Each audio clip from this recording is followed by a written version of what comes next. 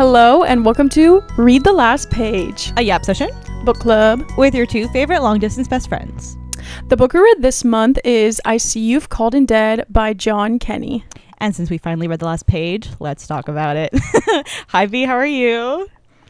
I'm good. It's been a while since we skipped a week. It's been a hot second, yeah. For the listeners, one of my sisters and some of her kids were visiting me last weekend when we would have recorded, and there was just like no way I was going to be able to record. And as you guys know, Dan is killing it with her masters. Thank you. So that's been like, we were just busy. So, yeah, busy but we're here now, and I liked this book, so I wanted to give it time. I didn't want to rush through. Yeah. But yeah, the New York weather is kind of playing games with us. It's like like it felt nice and cool for like a couple days, and now it's like 80 again, and it's like, oh yeah, it's October. Like I want the crispness. I want it to feel like fall. Yes. You know, I'm assuming this is something that happens everywhere, but you know, like that fun thing where you walk out and it's 50 degrees outside, and then by the time you leave whatever you're doing for the day, it's then 85. Exactly. Hate that vibe. Yeah.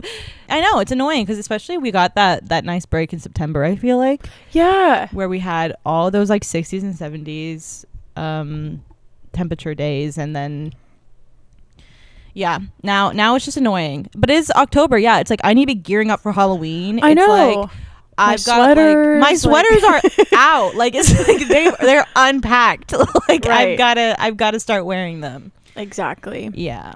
But yeah, I've been good. I just took dance class earlier today, and I took class yesterday, and she's just dancing. Getting back into my dancing, which I know it's that. like, wait, isn't that what you're in New York for? But guys, it's really hard. It's really hard out here sometimes. But yeah, I feel like that's what's going on with me. How are you? I'm good. What's been going on in my life? It's just been like it's been busy. But yeah. And I'm also somebody, I know there are people, you for example, who like I feel like low-key thrive when they're like busy, when they've got things to do, like they just like to be on the move. Not me. I actually I'm like, if I have more than 3 things to do in a day, I'm like, this is no. Yeah. I'm gonna have a breakdown. So it's been just tough, but that's okay. I think it's just like September and October are always so busy. Actually, just the fall time, because like I'm thinking ahead. I'm like, gosh, next month it's like Thanksgiving, and like I've got my little sister's baby shower, and then like Christmas, and then the baby's here soon. Yeah, there's a lot going on. But that's okay. Like life is so exciting. And can I grab a book to show you? Yeah. Okay, give me a moment. I finished a book, and I want to tell you about it really quickly before we get into our other one. So I finished a book called Skip Shock. It's by Caroline O'Donoghue, who she's one of my like low-key favorite authors. She's one of those authors that like she's done a lot of different things, which I think is really exciting. Like she doesn't just stick to one genre. She kind of jumps around. So her last book that she came out, that was my favorite book of 2023, I think was the year, it's called The Rachel Incident, and it was like a book about this girl in college who like her best friend and her get involved in this like sticky affair situation with their professor. Really crazy, but so good. This is a YA romance fantasy. I love the cover. I know, it's so pretty, but it's like literally, and I don't know how to describe it, because it's like it's one of those books I think you just gotta like jump in, and then the plot starts making sense. But I wanted to talk about it because I was thinking about it. It's a book kind of that's like surrounded. It's a book about, I would say, a revolution, and I think it's like the best YA book I've read about revolution since like the Hunger Games. Really? So like genuinely, I think if anybody wants to read this book, they need to read this book. It's so good. Okay, I'm interested. She's intrigued. It's so good, and it's so unique. It's got a really weird like fantasy world that's based on like different times and days. So like, for example, their world is stretched in a way where like the further north you go, the shorter the days get, and the further south you go, the longer the days get. So most of these people are used to like 6-7 hour days, so their lives move very rapidly.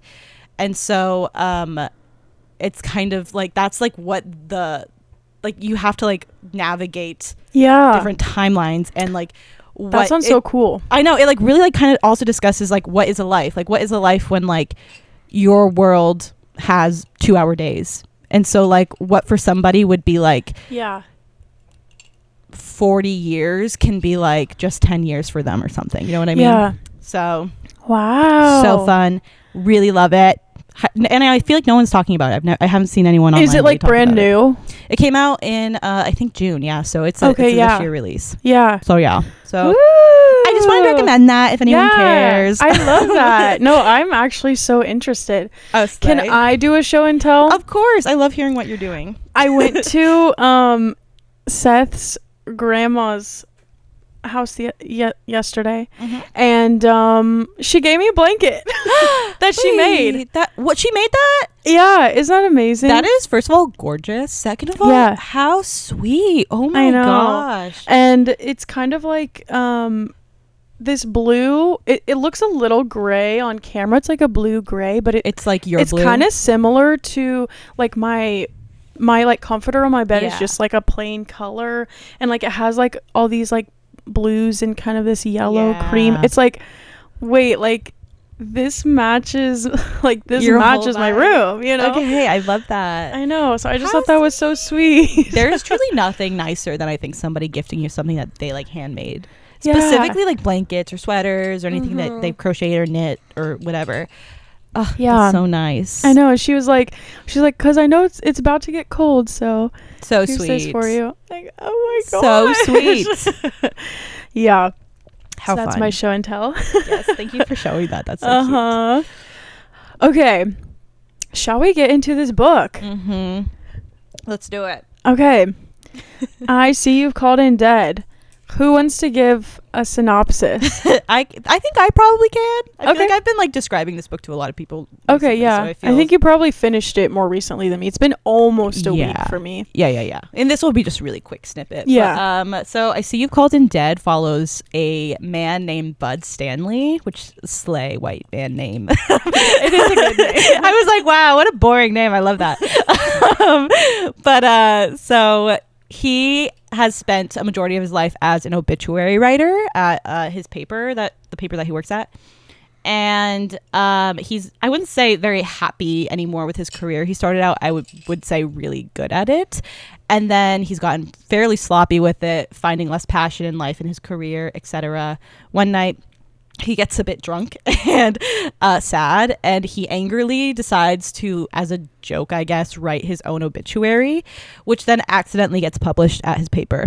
So obviously that's like a huge deal. And in the time where he is figuring out whether or not he is going to get fired for doing something as crazy as that, he starts going to people's funerals, random strangers' funerals, to in a way as like this life exercise to try and figure out if he can find peace or solace or unlock something about life that he's not getting with his day-to-day life. And so I would say that's mostly what this book is. We're going to a lot of people's funerals. We're kind of figuring out the existential truth of what it means to live and how to lead a happy life, if that's even possible. So I thought this was so intriguing. Like the plot is so intriguing. I've heard people compare it to like The Office meets like 6 Feet Under or something like that. I think tone wise, for sure, I'm getting Office vibes in a way. Yeah, there was like some good like humor, like kind of that. It's not really sarcasm, but like I don't know, that little, it's like wit, like that's a good dry wit. Yeah. Like, especially just the vibes of like, because I was thinking a lot about this when I was reading it, but I was like, just the vibes of just The Office being this really, really boring plot, I would say. But then what makes it funny is either like the characters, the weird eccentricities of like what's going on inside of like everyone's lives, or even just like the way it's written. I think that's what's truly shining. But otherwise, it's like everything else feels like beige wallpaper. Right. I would say that's what this book is kind of giving. Yeah. Yeah, this book, it was really interesting to me, and I feel like maybe you read more books like this where I felt like almost there was like no plot. Like, yeah, it was just like a lot of exposition about his life and things in the past and things happening now. Yes. And just little stories here and there. And because I don't always, I feel like I talk about middle grade fiction as if it's the only thing I read. It's not.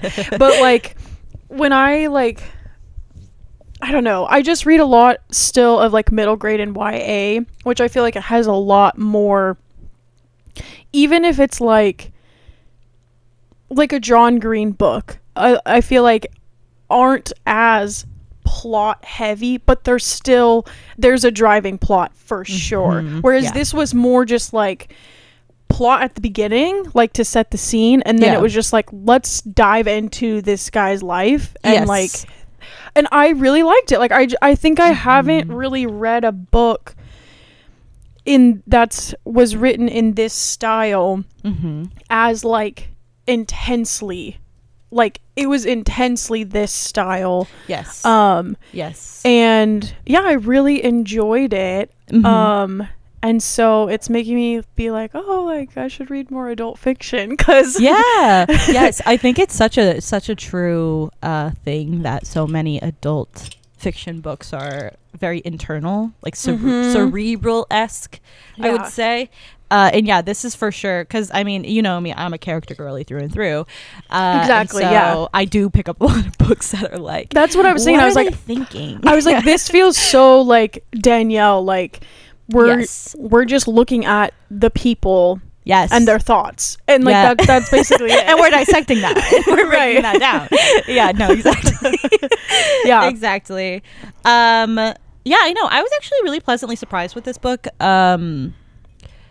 just because, well, like in a different way than I think I was expecting, because right off the bat, first of all, title really grabs you, I would say, and then the plot, when you read the plot and you see that it's about a guy who publishes his own obituary, you're like, oh, like that's so fun.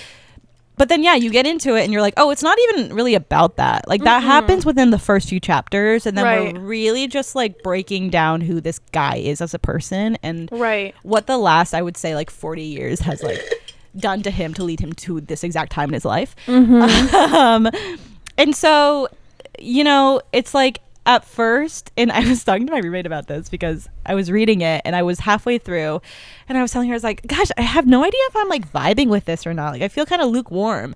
And then I got to like the last, this isn't a spoiler really, but like I got to the last 50 pages, and like I was just like, every page I was like, oh like, yeah like really getting hit hard with like every emotion possible. And so I was like, yeah, this was a good time. Well, you know, I really like when books feel to me like, I'm not really gonna know exactly how to put this into words, but like when I open the book back up, you know, it's been on the shelf for a day, and it's like, okay, I'm getting back into the book. It's like, okay, and I'm back in here, and I'm back with the people, and I'm back in this story. And I feel like that is like easiest to achieve when it's like a long book, because you like, for me at least, I read it over a longer period of time, so it's like, okay, I'm back with these characters. We're gonna see what happens for the 50 pages that I read today.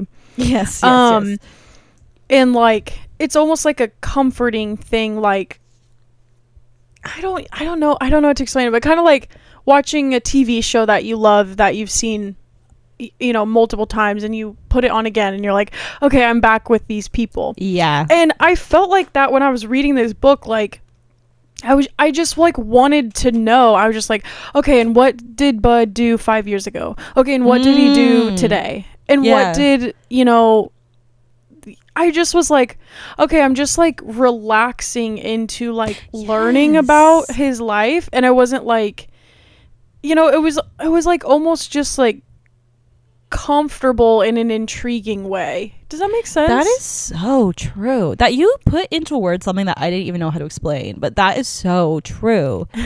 I feel like he does have, I really enjoy books that are kind of written like this, where it is just like the intricacies of the day in, day out kind of routine of whatever character we're following.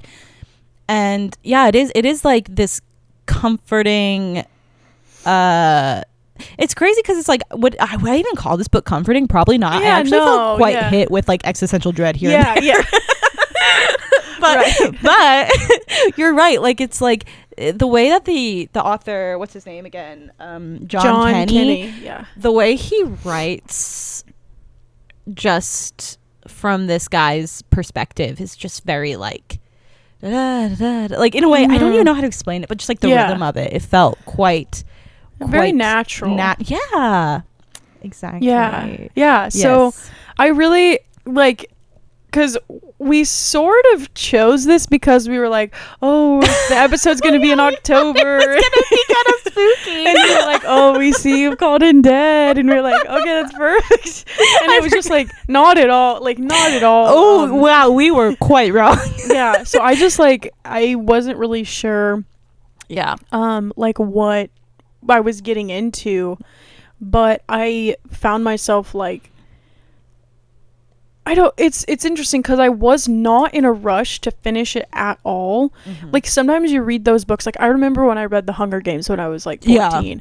It was like nothing else mattered. I would get home from school and it's like time to open the book and like read. Yes. But like I found myself like wanting to open this book like every chance I got, but not because I was like trying to get somewhere with it. I just like was like, yeah, let me go visit my friend Bud. You know what I'm saying? Like, yeah.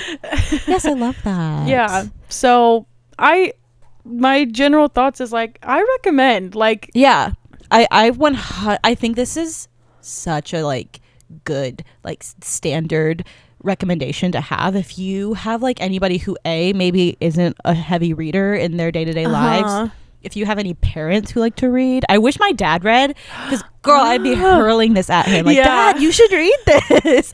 I might tell my mom she should read it, but I think like uncles, aunts, like anybody who like, you know, might just want like a good standard relatable a book everyone can probably relate to read. I feel like this is a really good go-to to have for that, for sure. And it wasn't and it was definitely a thoughtful read, but it wasn't like a hard, difficult read. You know? So it's very, I feel like this is something that it has like mass appeal, but not because it's just like generic, but because it's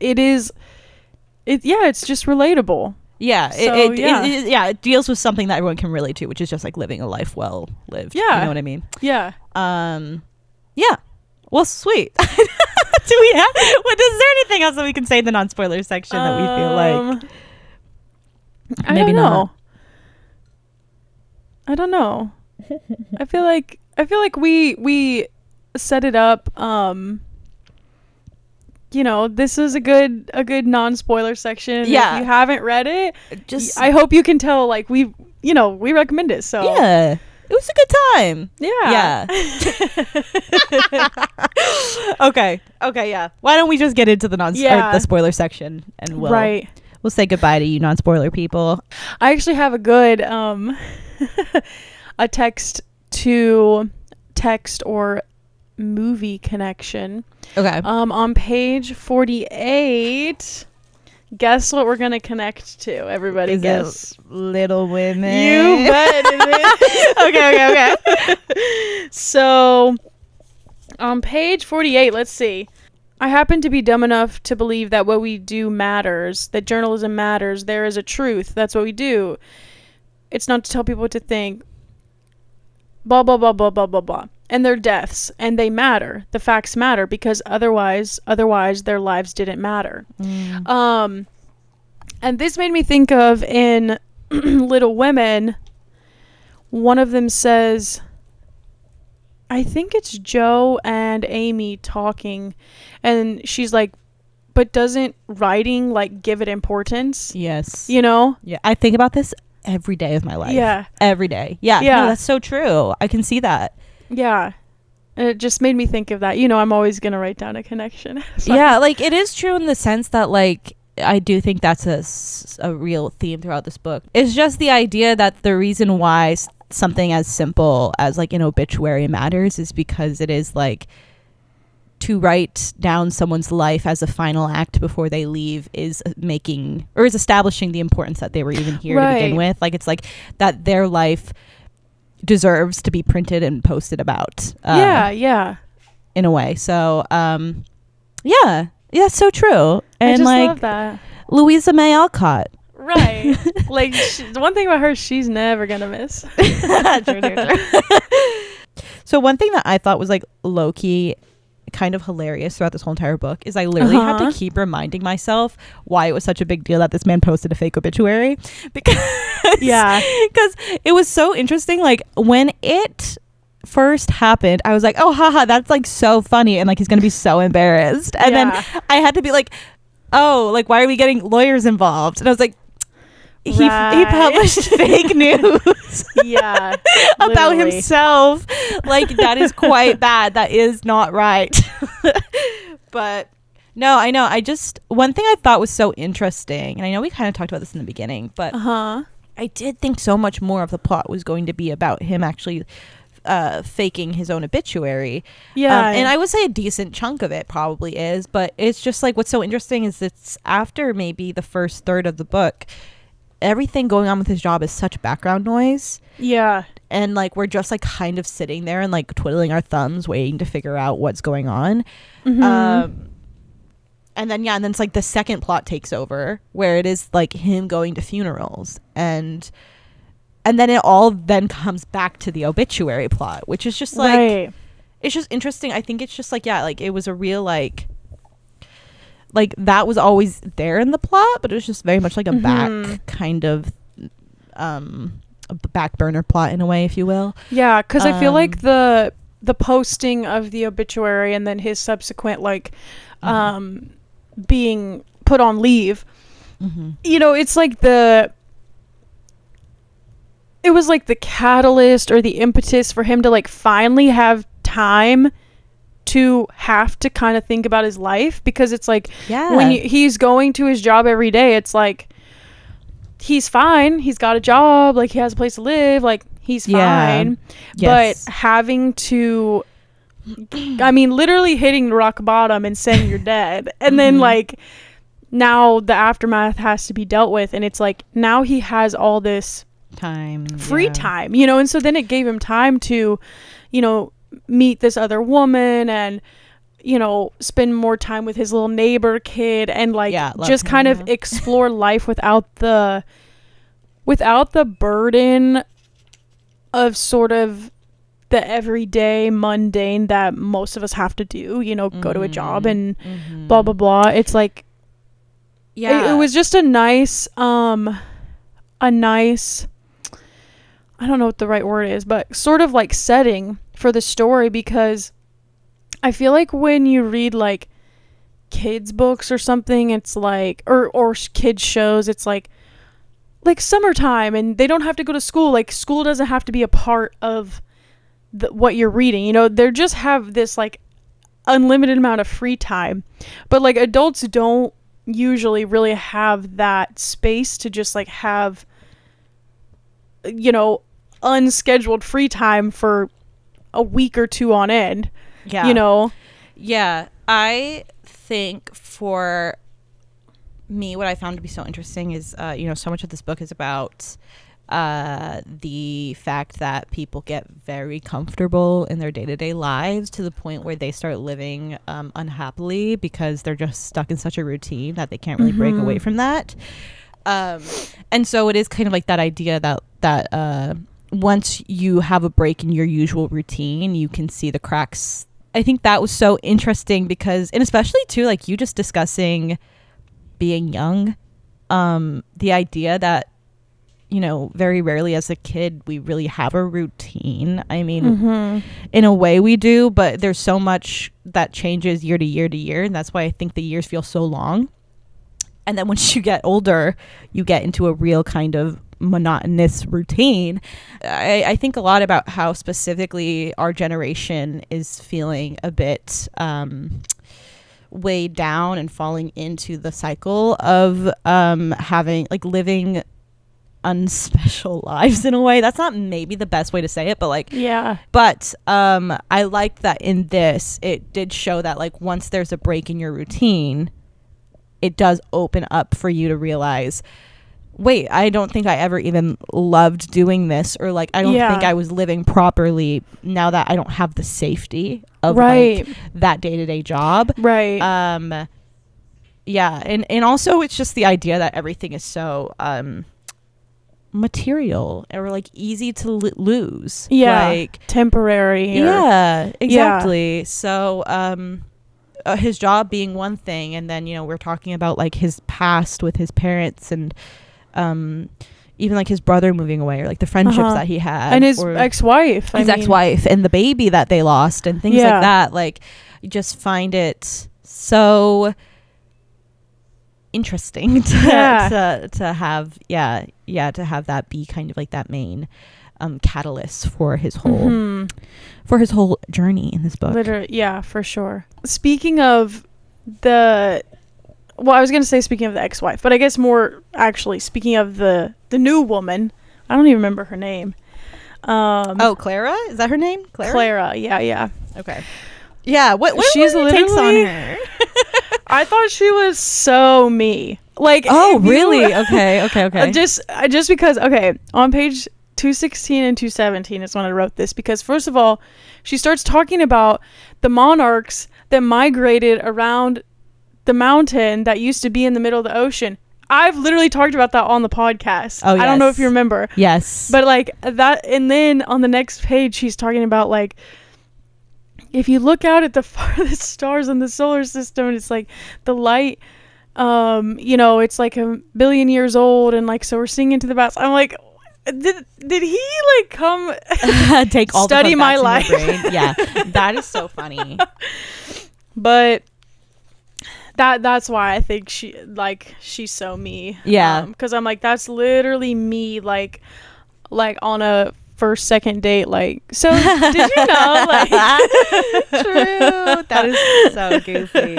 Yes, I wanted to talk to you a bit about Clara. I liked her, but also I was like, I couldn't tell if she was giving Manic Pixie Dream Girl to me or not. Oh yeah. And I do think eventually, because I think the whole purpose of a Manic Pixie Dream Girl, of course, is this whimsical, magical, cool girl who comes into someone's life, a man's life, and is there just to like hold their hand and help their growth.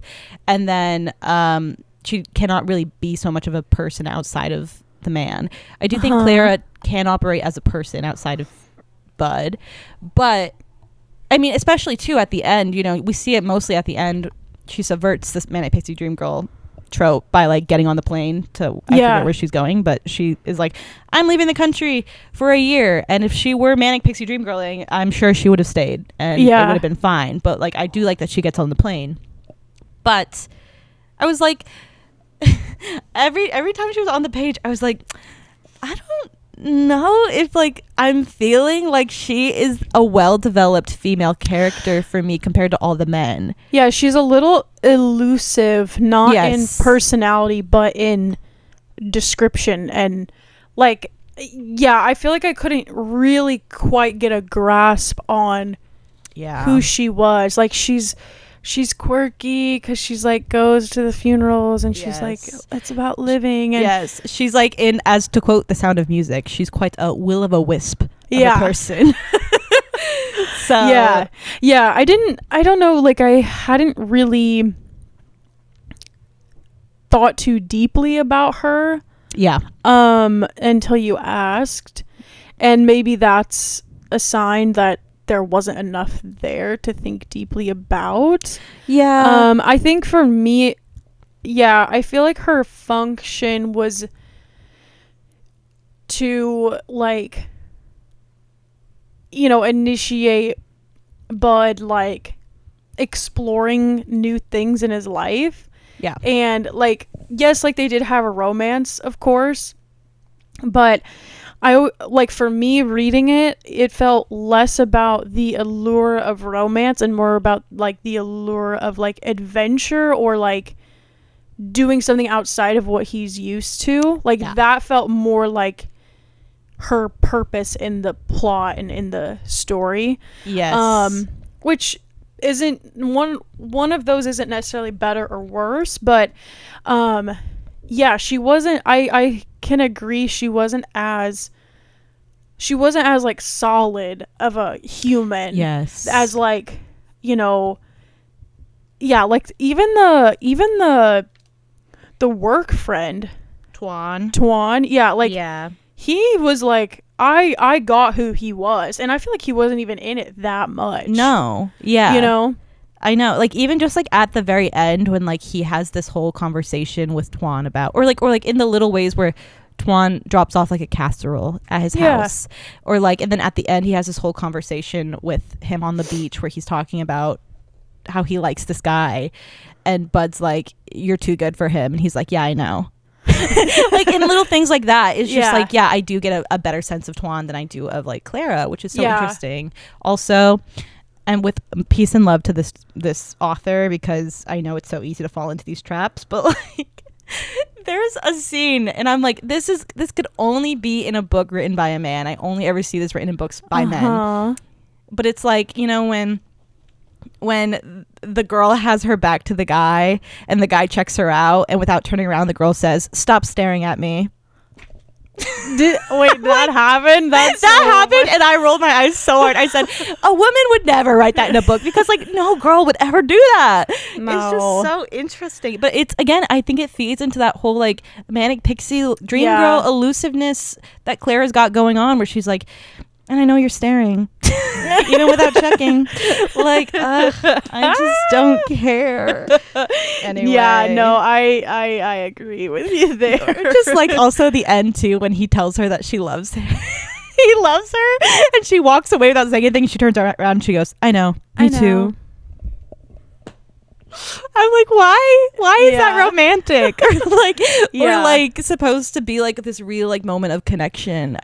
I didn't like that. But speaking of the ending, because Tim, right, is the one. Yeah, Tim. Who passed. I love Tim. My favorite character. Yeah. I was worried that Tim passing was going to make Bud like follow Clara to wherever she was going. Ooh, because it's like, you know, I feel like the thing that was really tethering Bud like to where he was living, I mean, now that he's losing his job, his ex-wife is out of the picture, I feel like it was like Tim was what was like keeping him sane and keeping him there. Yeah. And so I thought, now that he's gone, like Bud's gonna be like, well, there's nothing left for me here at this place, so you know, I'm just gonna follow this woman. And I'm so glad that didn't happen. Me too. I was kind of worried that was gonna happen, and I think, you know, there's a place where that could have happened, but I really liked the direction that the ending took, instead of like he found a new purpose in being like the tenant or the like owning owning his apartment, like Tim's apartment, and like staying in his community. Can I be so honest? Like, I felt the chemistry so much more between yeah, like not to the point where it's like I need them to get together, but I was like, the things that they were doing, I was like, that's romance. I would read a whole book about Tim. Like, I want a whole book about Tim.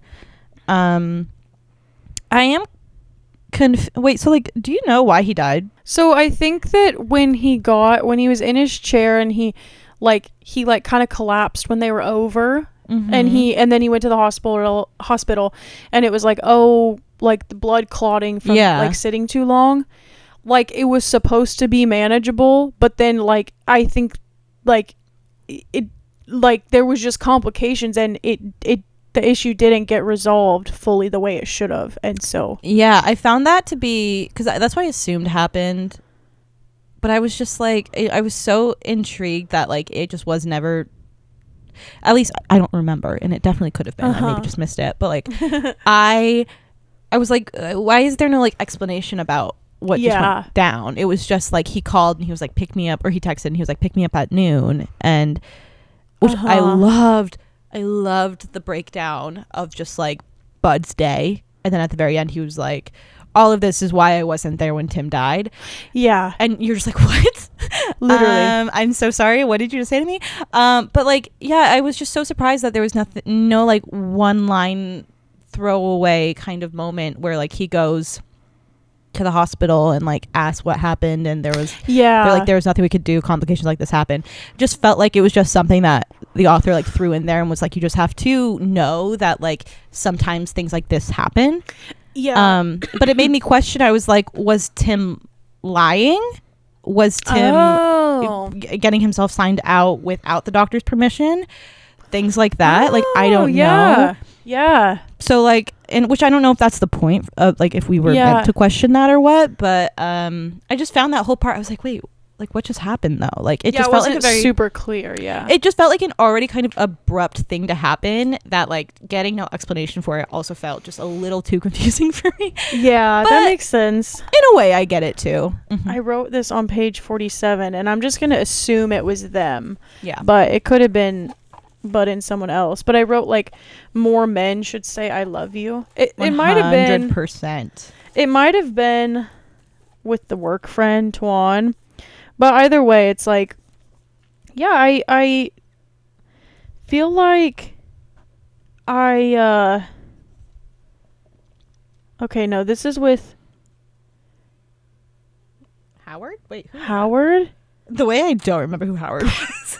That's like his manager at work. Oh, yes. Okay. But anyways, the point is the male friendships were written really well, I think, and I don't know that I've ever read an adult fiction book like about a man. Yeah. That centers like male friendship. Yes. Exactly. Like I've read like YA and younger stuff where like that's a relevant plot point, but not grown men.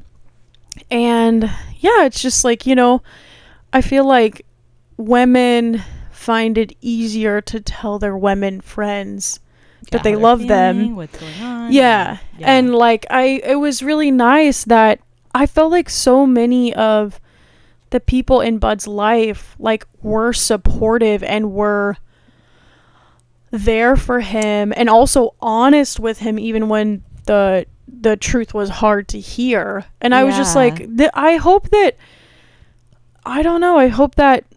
most men have that sort of friend or friends in their life. Yes. You know?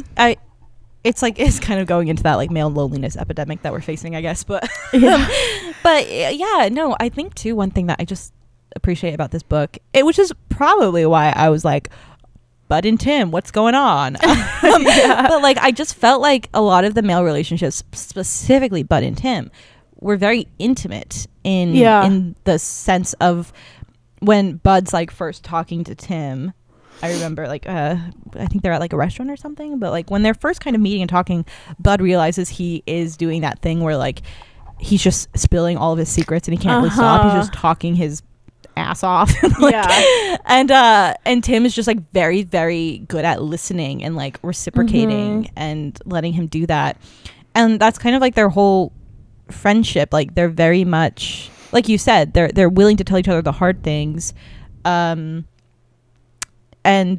I feel like I just feel like it's just so it's so nice to see, and it is something that I think felt so common in this book, which is something that you just don't get to see in a lot of other male books or books about men. Which now, actually, that I'm thinking about it, I'm wondering, this man is writing about these relationships with other men that feel very new and interesting and not like the things I've read, but he's also writing Clara in the same exact way that he's writing these men, you know what I mean? Like he's writing Clara in similar ways that he's writing Tuan in some sense, just in the way that maybe her and Bud are interacting. But like for women, it's so like it's just so easy and like so normal for us to be very like I don't want to like say this about all women and fall into like a stereotype, but like I think emotionally intelligent. Yeah. compared to men. And so I guess like in that way, Claire didn't feel like enough, but seeing it in the men felt like something new. And so I was expecting that Clara would also feel like something new and relatable and interesting. But she's just written the same way that I think these men are, if that makes sense. Yeah. So. Yeah. And because I'm thinking, as you were talking, I was thinking of the scene where they go to the beach really early in the morning, and then they're like hanging out in the car, and it felt very like, sort of like giddy and almost like teenagery, like they're just going on this adventure together, and it feels very like special because it's just the two of them doing something kind of different. But Bud had those sort of moments and scenes or interactions with his male friends too, so it was just like she was just like another person in his mix. So I definitely see what you're saying there. But that's fine. I did want to bring up a conversation. I gotta find it. Gosh, okay. I wish I wrote it down. But do you remember I think it's like one of the very final moments that Tim and Bud have where Bud is asking him to go out to dinner because he wants to apologize for being mean to him at one of the funerals that they went to. And Bud says something that's like, I just want to be forgiven all the time. He feels like he needs to atone for living a life. That is something I've never seen expressed in a piece of media before. And I found it to be so like jarring in the sense where I was like, oh, like I didn't realize that this secret people I feel like have been walking around with can just be like written out in like on a piece of paper like that. I that was such I think a beautiful way to sum up Bud's character, because you do feel like he's walking around with a sense of shame or like guilt or like misunderstanding of who he is as a person and where he fits in his own story. And the idea that he realized that he's just like, I just feel like I need everyone in the world to forgive me all the time for everything that I've ever done. It's so like gorgeous. It's just a lovely, I love that statement. And I feel like he gets that piece at the end where he I love this so much, but like he goes to the newsroom and he throws ultimately a fit, like a whole fit, because he needs to write Tim's obituary. And instead of getting kicked out, his boss is like, no, newbie leaves, you stay. Not only that, I'm literally going to make a whole column for you where you get to do what you want to do and do it well. I feel like that is just like such a lovely way to Bud is able to get absolution, if that counts as it, that he needed in a way, like the reassurance and like that relief of an ending where it's like, okay, like it's like people don't need to forgive me like I think they do. Instead, and like, because that thing, that throwing that fit, it's like that is something that it's like, like you probably should apologize and probably hope that they forgive you, but they're like, you know what, like, we understand. And also, but it's like all these other things in his life that it's like, hey, you're just a guy that's existing, and it's like those things, you're not doing something wrong just by like those other things before didn't necessarily require forgiveness. Like he wasn't always doing something bad, you know. And so then when he actually does something quote unquote bad. It's like, you know, like, it's okay, like, you're human, you know. Exactly. And it's also like too, like the only other time that you think about when he's done something bad, it's like he then gets fired from his job. And like he's like okay, like at that point he's like, I kind of expected that would happen. Or like then it's like he gets into a fight with Tim and Tim's like, you don't need my forgiveness, like like it's okay, like etc. Like it all turns out to be okay. I found that not only to be great to write about, a very lovely finishing statement to land on, but also just like comforting to somebody who also feels like they kind of walk around the world Yeah. being like, sorry. So, well, to go along with that, there's so much Catholic undertone in this book. Wait, okay, yeah, talk about it. Like literally because they're going to Catholic churches all the time. Yep. And so like as someone who like goes to Catholic church and stuff, like I always feel a little bit nervous when church and God is brought up in a book, because sometimes I feel like it's like maybe like offensive sometimes, but that's okay. People are allowed to write like things that offend me. That's fine. But or it's just like not, I feel like it's not showing things in the right, like what I feel is like an accurate portrayal. This I felt like was very, I really liked the way that because they were going to churches all the time, the author did not shy away from incorporating the reality of being in a Catholic church and what is happening in there. Right. Like he didn't shy away from including that in the book, because I also feel like a lot of times authors, if God is like brought up, or church or like religion like that, it's just like a quick little thing and like let's walk by, because they don't want to put too much like of any specific ideology in the book, because then I think authors a lot of times try to keep that out so that it's not like a dividing thing about whoever's reading it isn't going to feel like, oh, they're pushing this, or they, you know, like, do you see what I'm saying? Yeah.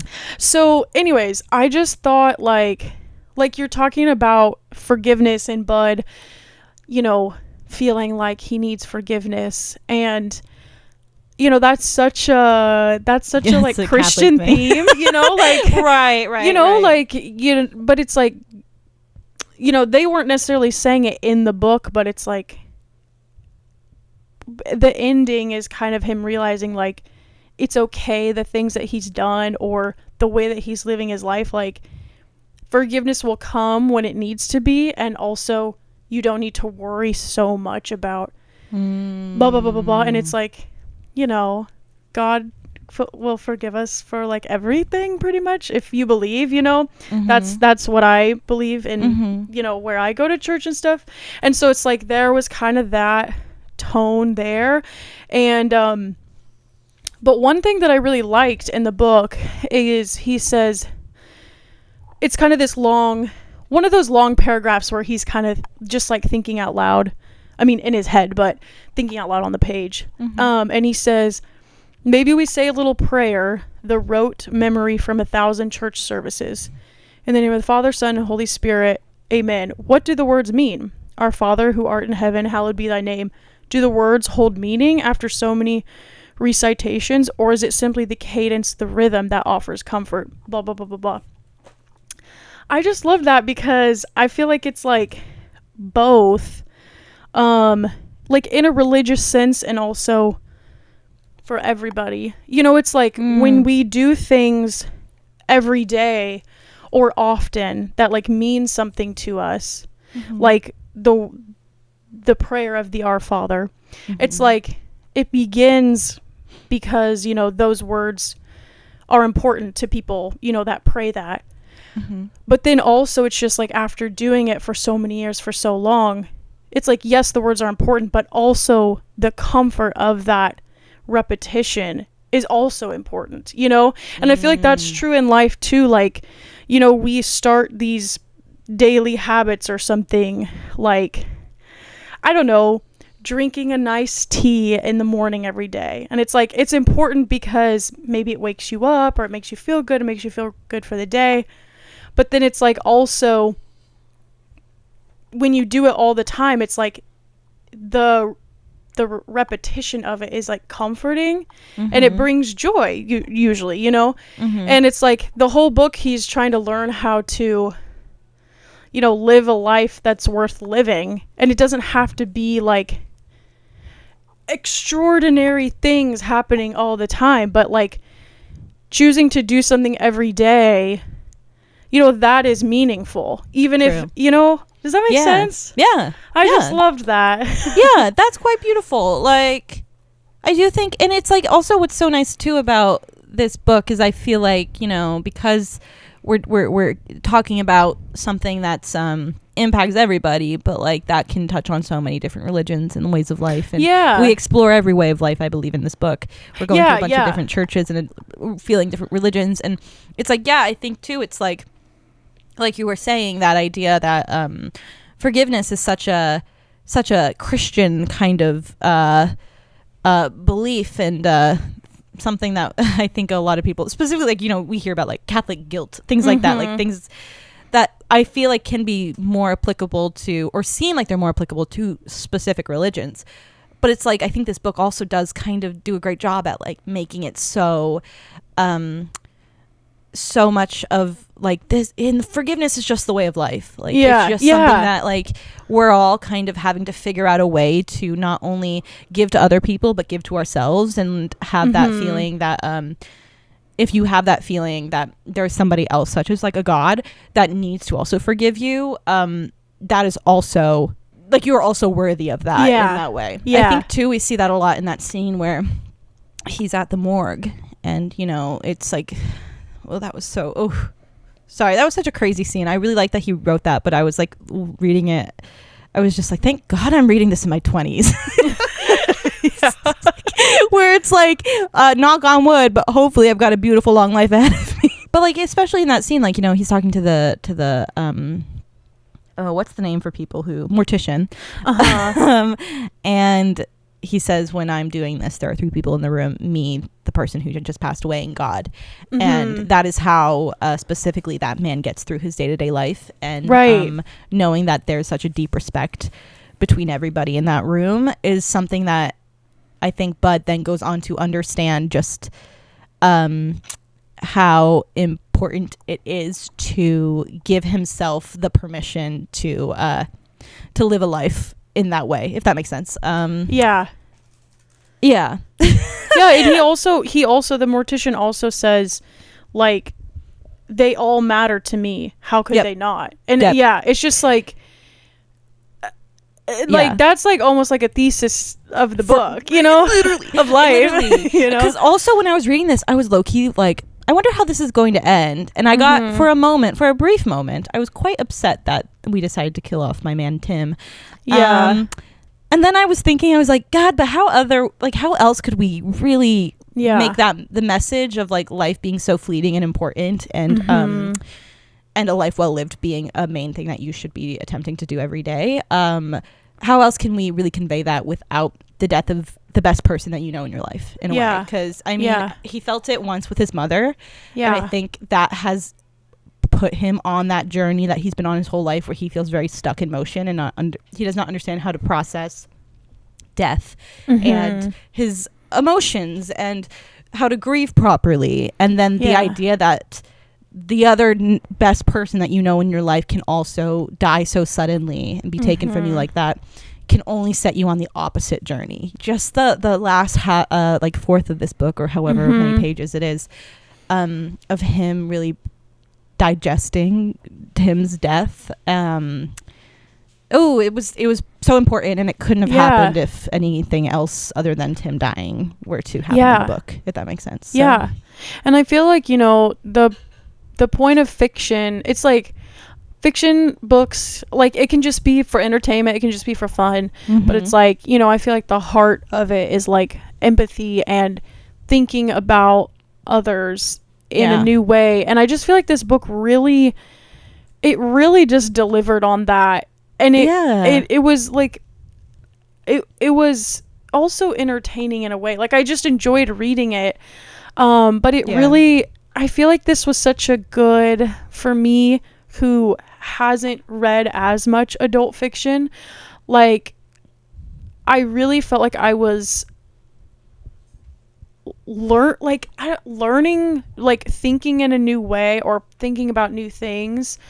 And I was also feeling for Bud in the situations. Like, there was enough where, like, I cared about him and where his journey was going, and also you know, could apply it to me. You know, I really liked it. It was just really good. Yeah, I know. I was realizing as I was reading it, especially your take on how fiction is so crucial for developing empathy and just like understanding yourself better through what you're reading. I do feel like fiction from some weird groups of people that still exist and still try to attack me.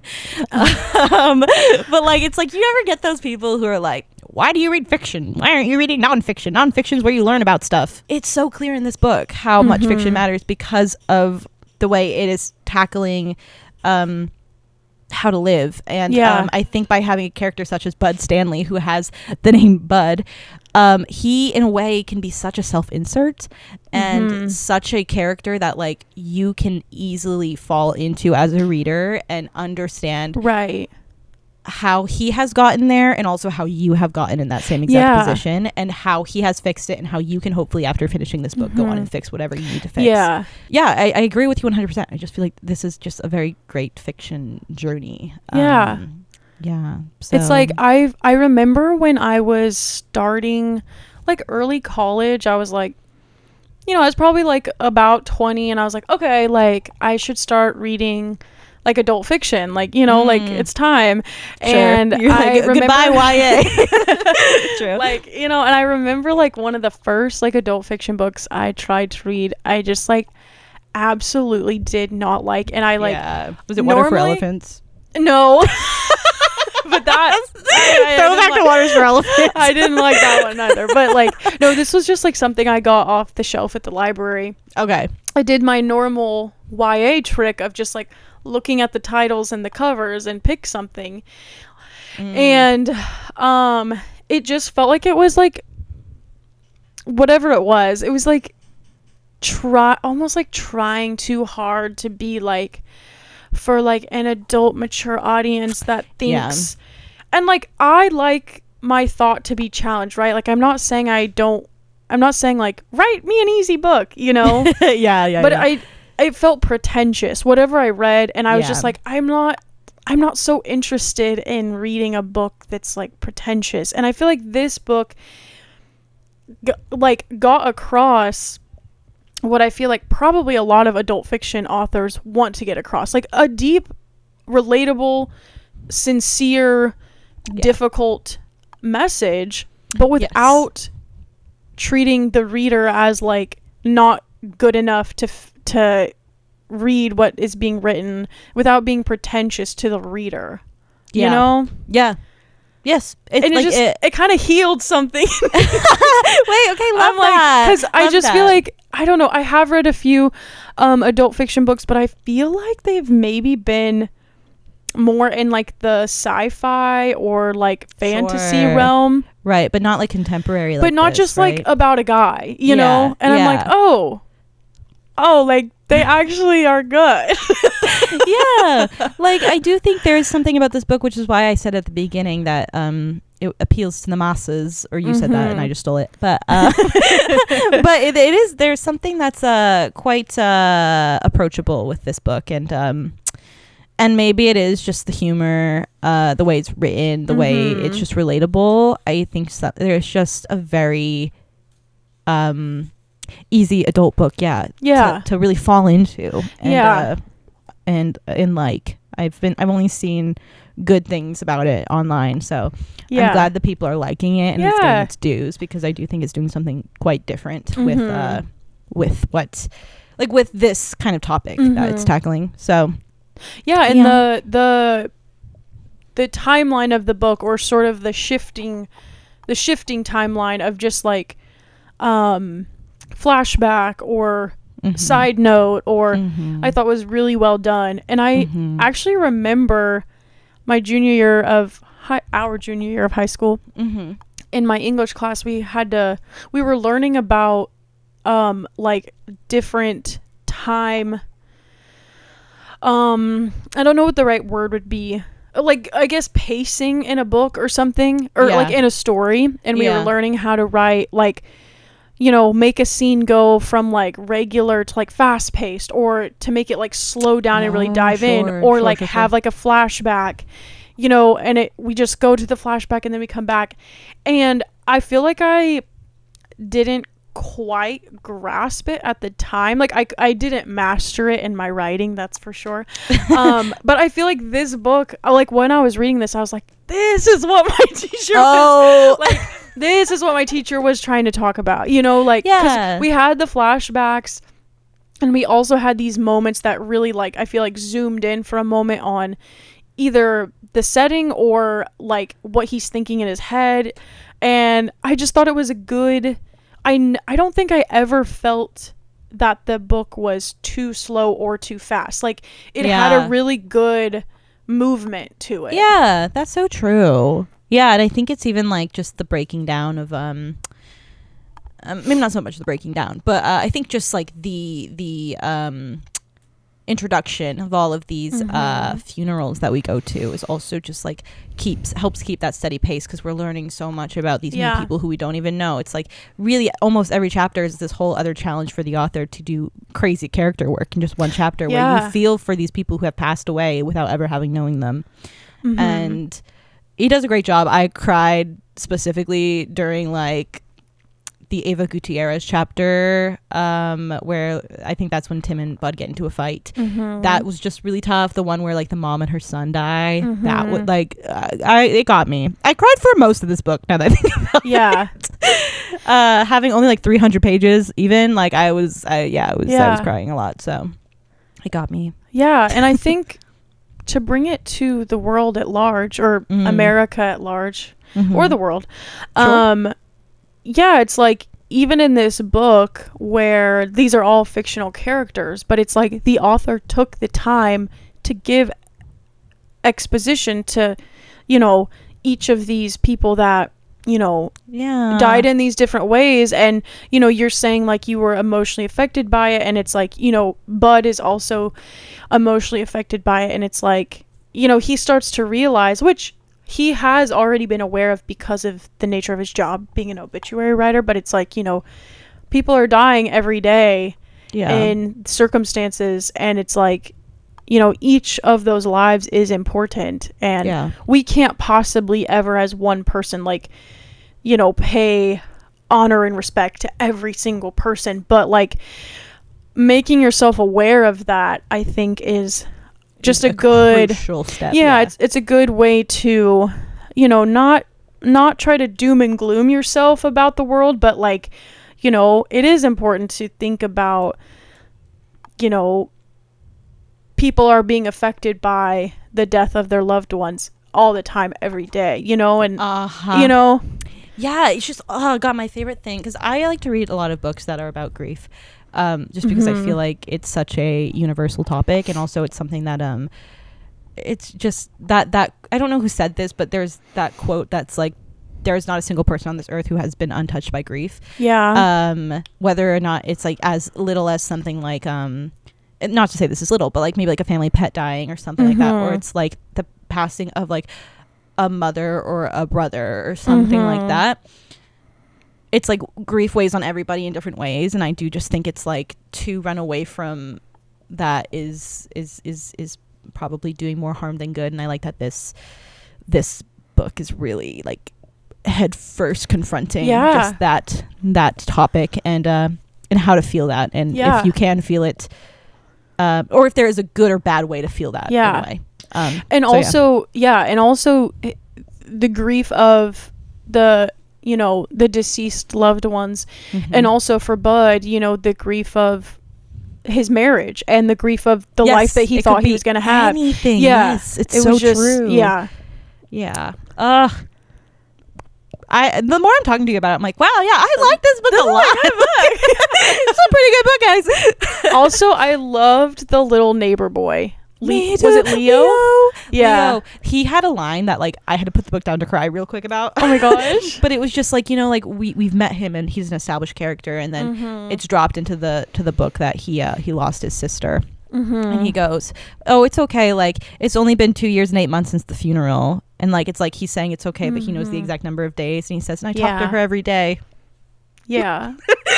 Oh, it's just sick to my stomach. That is like so like that really registered with me. And it's like, like it's exactly what we were just saying. Like, there's not a single soul on the earth who has been untouched by grief. And I think Bud also sees so much of himself in Leo. Yeah. Having lost his mom at such a young age. And it's just like, I think that just like unlocks such an interesting perspective into just the way that everyone deals with it. And I think it's lovely that like Leo was in a way like a guiding light for Bud to kind of come and confront his own feelings and how he approached his mom passing away. Yeah. I also think like I liked how Bud had a range of friends, because now that I'm thinking about it, it's like, you know, Leo was like his little like 9-year-old friend or however old he was, and Tim was like a bit older. Which I didn't even realize until he was in the hospital room and called himself 60. I think I maybe have missed that he was older in the beginning of the book, but I was like, I would have guessed like 40. I was picturing Tim to be like a hot, spry man. Oh. And I was like, wait, Tim?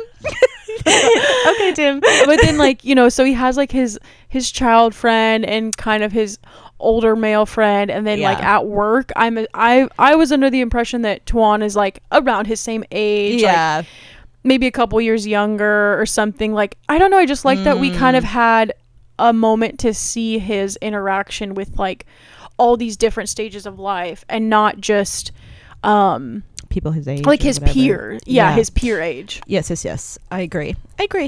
Yeah how fun. Yeah, it was good. It really was good. Yeah, I feel really satisfied with this pick. I feel like also when I was reading it, I was like, ooh, this is like a good book club pick. Yeah, because like I was really excited to talk to you about it. Yeah, and I feel like you kind of said this earlier, but it's like this is the type of book that I feel like I could recommend to like anybody in my life. Yes, yeah, exactly. Yeah. So, and it. Sorry, not to say this, but like I don't read a lot of books by men. I should. And I don't read a lot of books about male protagonists in their like the middle-aged type age range.